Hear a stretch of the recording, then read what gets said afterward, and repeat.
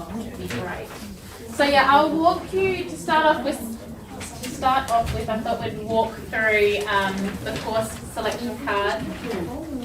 Each student should have received one of these already in home group and should have brought one home to show you what it looks like and what the options are for a year 7 going into year 8.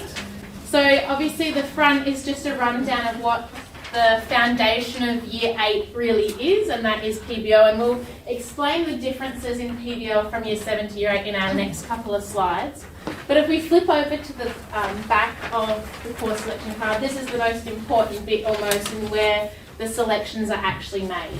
So at this top here, you'll see with the orange banner, that is the general course. So if your student doesn't do SSC or choosing to do music for a full year, that is the only part they fill out in the form.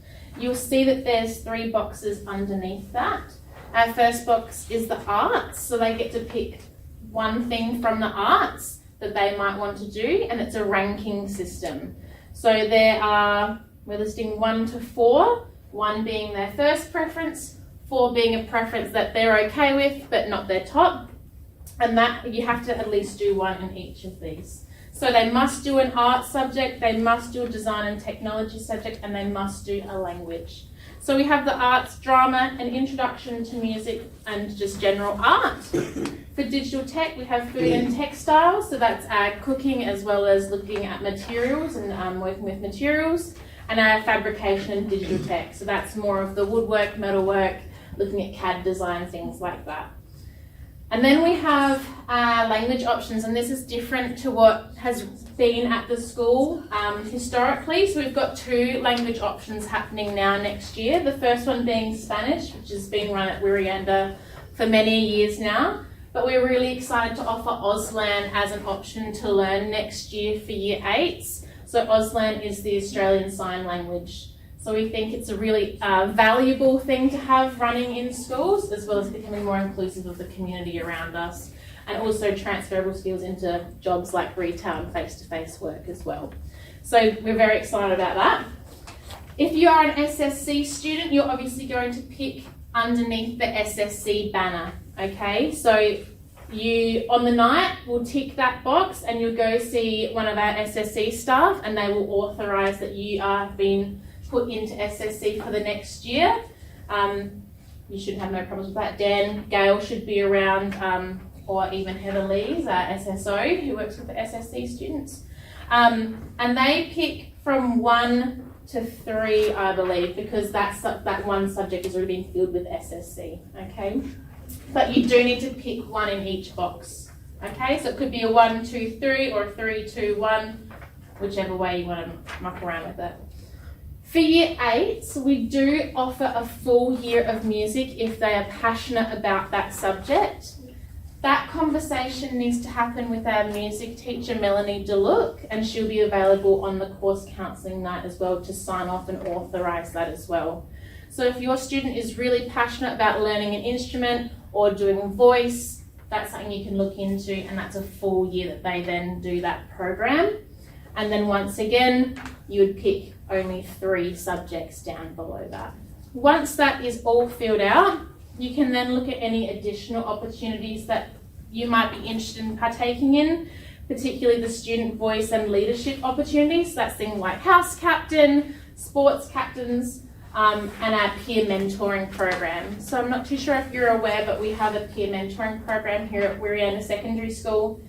That program is supporting new students coming into school, whether that be in our transition program from primary school or even new students starting halfway through year 8 or year 9 or year 10 or so on. So that's a really cool program to get involved in. If you really like helping people and want to be a bit more responsible in the school, that's something that you can apply for. The person for middle school to talk to about that is Miss Fennerty, our wellbeing leader. This is the most important part. Names and signatures on the bottom of the form. If we don't have this, we can't input it into our system. So really making sure that we've got the signature of both the student and the parent or guardian there, and then the person you hand it into on the night will also sign off. That actually these choices get input into our system on the night.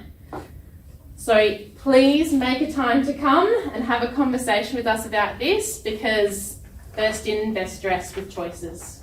That's what we're really pushing. And you're more than welcome to take those home and have another chat with your students at home as well about what those choices are.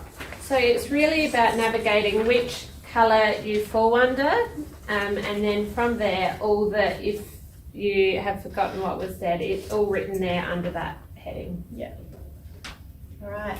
So PBL changes slightly when you get to year 8. So you've gone from a cohort of 80 students to 200 students. So that offers us more opportunities to be a little creative with the timetable. Mm-hmm. So year 8's focus is around creative thinking and critical thinking, and they do 4 themes throughout the year around entrepreneurship, identity, futures and community.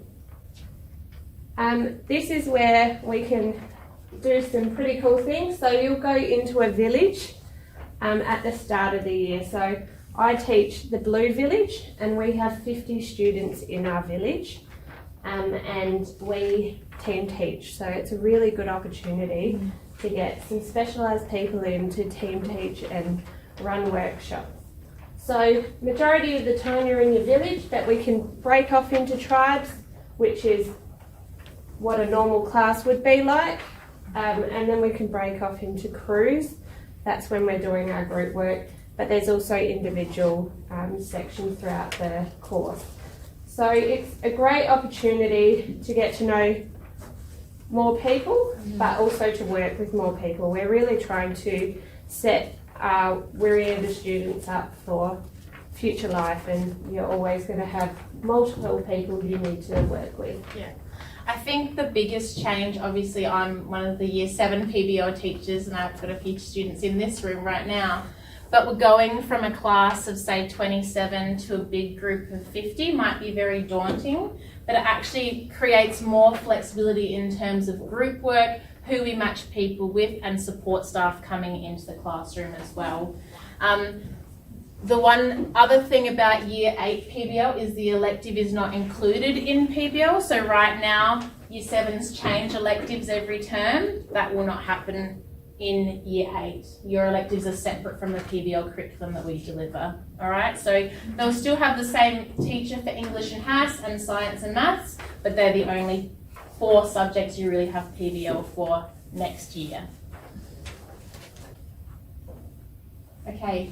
If you do have questions, or you're really not too sure about what different elective subjects there are, what the details are about them, you can go to our website and you can click the curriculum link there, and that will take you, what's happening here? That'll take you to our course handbook.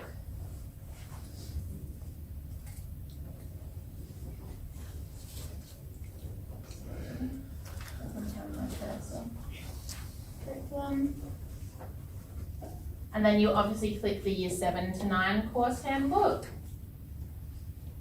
and you can go through it and have a look at what the different courses are, what opportunities we have, a little bit about our middle school curriculum and how we transition students through from year 7 to year 9.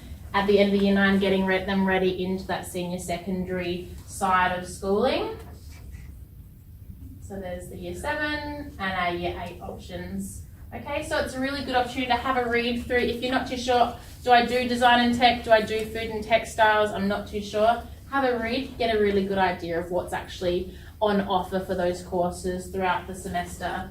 So the elective courses that run are a semester elective course. Once they're in that course, they're in for 2 terms. And then there's that rollover. Unless they're doing SSC or full year music, which is a full year programs. Okay.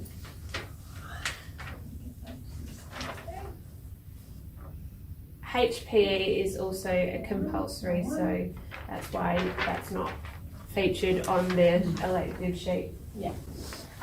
So Mr. Cunningham talked about the learner conversations and course selection evening that's happening in a couple of weeks. Majority of you would have gone through a very similar process booking for learner conversations earlier on this year that happened in term 1. We do the same thing again, but it's that added bonus of also doing course selection on that evening as well. So if you do need a letter just with the details again, there's letters up here that we can do, but all it is going to the school interviews website. I'll just make sure.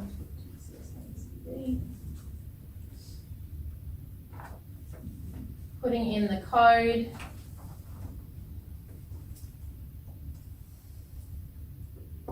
And then clicking on your name. Should already be there if you've logged in before, or you can just want to make a different booking as a parent or guardian. And then you go through that drop down process of picking teachers and times that you want to speak to on the night. We do have the added bonus that we do start earlier in the day. So we start from about 12:30, 12. So if you do that works better with your timetable, you can book in those earlier sessions as well. Yeah.